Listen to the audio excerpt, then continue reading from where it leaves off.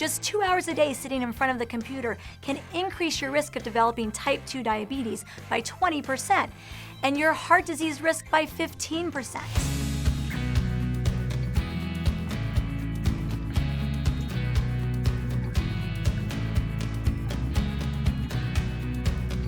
Hi, I'm Dr. Tanya Altman. Are your tweens and teens spending too much time on Facebook? Are you? Social media can be useful. It helps you stay connected to relatives and old friends. But people can spend too many hours a day on the computer or smartphone sucked into social media.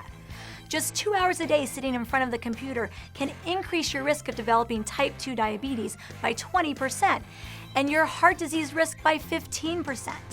About 46% of 12-year-olds visit social networking sites, and that jumps to 62% by age 14. It's important to establish guidelines and rules and help your child stay active. Plan family outdoor activities on a regular basis. Encourage your child to sign up for sports and social groups at school. Limit social media use to 30 minutes a day or reserve computer time for homework only. Real social interaction and physical activity set your family on the path to healthier lifelong habits. For more ways to raise a healthy family, watch all our smart tips right here.